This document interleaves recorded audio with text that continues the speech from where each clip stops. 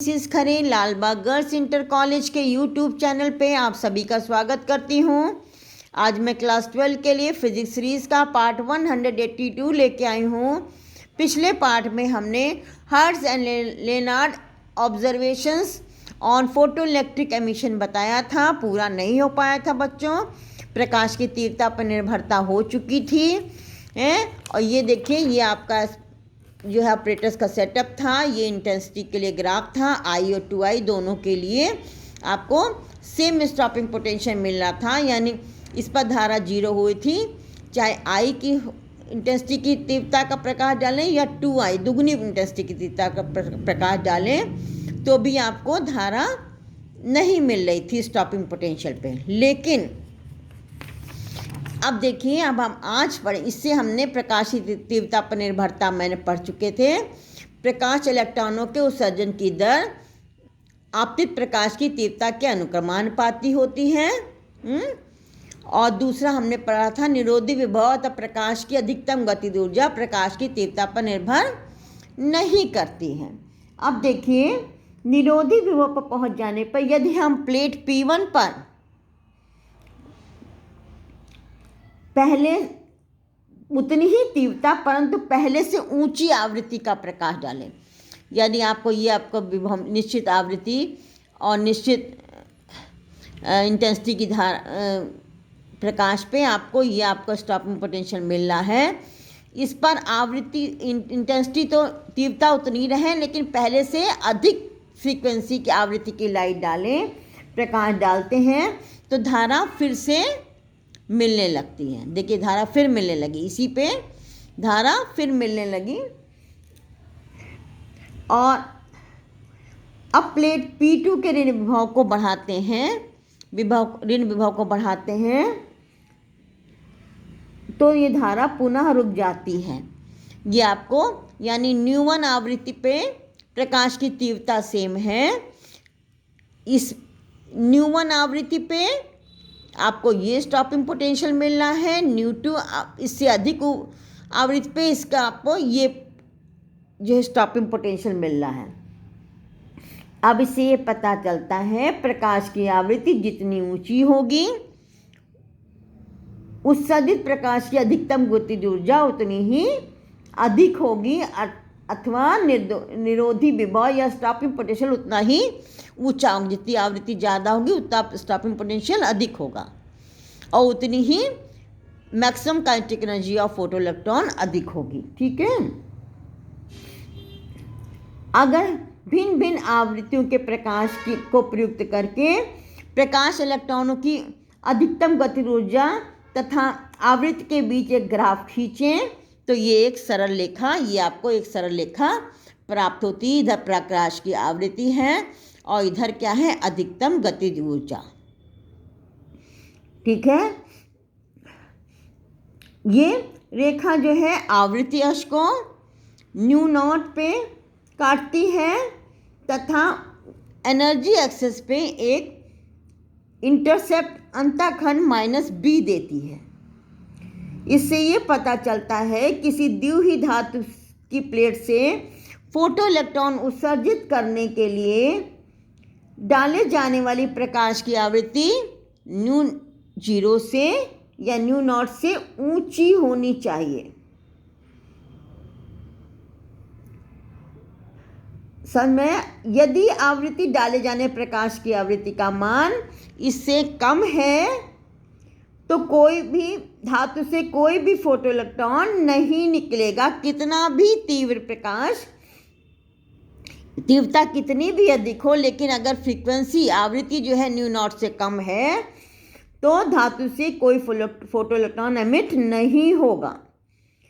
तो और प्रकाश कि इस न्यूनतम तीव्रता को जो किसी पदार्थ से फोटो इलेक्ट्रॉन एमिट कर सके उसको कहते हैं उस पदार्थ की देहली आवृत्ति। ये क्या है कि पदार्थ की देहली आवृत्ति, यानी उस पदार्थ पे कम से कम इतनी आवृत्ति का प्रकाश डालते हैं तब ये फोटो इलेक्ट्रॉन एमिट हो पाएगा।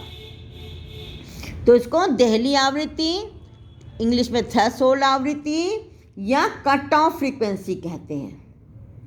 ठीक है, इसको हम ग्राफ से यहाँ से पढ़ सकते हैं। अब देखिए इसके देहली आवृत्ति के करस्पॉन्डिंग जो वेवलेंथ आएगी लैम्डा 0 बराबर c अपॉन न्यू जीरो।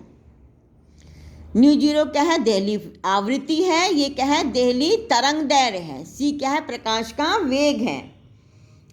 ठीक है, तो देहली तरंग दैर्घ्य का मान को कैसे करेंगे? किसी धातु पर आपतित प्रकाश की वो अधिकतम तरंगदैर्घ्य जिससे अधिक तरंगदैर्घ्य का प्रकाश धातु से फोटोइलेक्ट्रॉन उत्सर्जित ना कर सके, ये आपका अधिकतम है।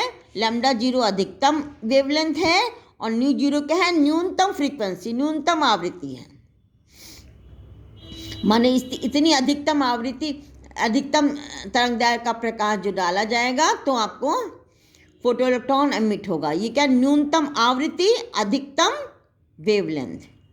ठीक है, अब देखिए प्रकाश वैद्युत कार्यफलन है ना। कार्यफलन के लिए देखिए अब ये इक्वेशन आपके आ गई। इसका जो है ढाल क्या है? a है, इंटरसेप्ट क्या है? b है, माइनस b है। तो equation y equal to mx plus c, तो E के बराबर a न्यू माइनस b।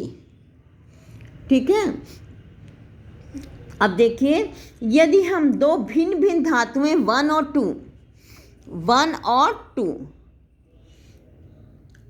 लेकर प्रयोग करें तो हम देखते हैं प्रत्येक दशा में ई के तथा न्यू के बीच ग्राफ, ई के बीच ग्राफ जो है वो सीधी रेखा मिलता है। ये रेखाएं परस्पर समांतर हैं, इसका मतलब इसका ढाल समान है। एक क्या है? एक यूनिवर्सल कांस्टेंट है। लेकिन न्यू 0 तथा b के मान, न्यू 0 देखिए 1 के लिए न्यू 0 का मान ये है, 2 के लिए न्यू 0 का मान दूसरी धातु के लिए ये है, और ये आपका b का मान भी फर्क है। तो यहाँ देखिए जब न्यू बराबर न्यू 0 तो ई के बराबर 0, इस पे कंडीशन लगाएंगे। जब न्यू बराबर न्यू 0 तो ई के बराबर 0, तो ये बराबर न्यू 0, ये कंडीशन लगाते हैं इसमें। तो a इंटू न्यू बराबर न्यू 0 माइनस b, तो b बराबर a न्यू 0।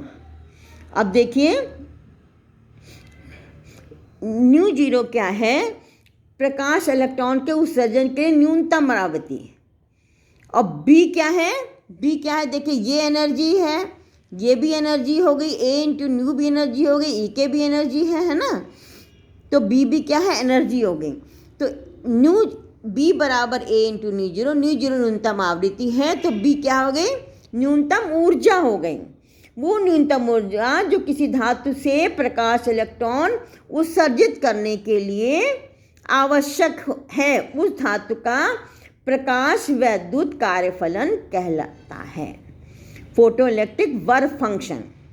इसे हम W से व्यक्त करते हैं।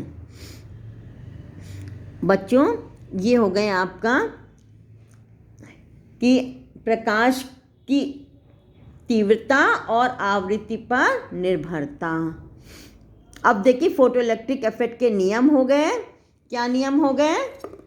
पहला हो गया वही जो हमने आपको पढ़ाया था, किसी धातु के पृष्ठ से फोटोइलेक्ट्रॉन के उत्सर्जन की दर धातु के पृष्ठ पर आपतित प्रकाश की तीव्रता के अनुक्रमानुपाती होती है। दूसरा, उत्सर्जित फोटोइलेक्ट्रॉन की अधिकतम गति ऊर्जा आपतित प्रकाश की तीव्रता पर निर्भर नहीं करती है। तीसरा, प्रकाश इलेक्ट्रॉनों की अधिकतम गति ऊर्जा आपतित प्रकाश की तीव्रता बढ़ाने पर बढ़ती है। ये ग्राफ से स्पष्ट हो रहा है।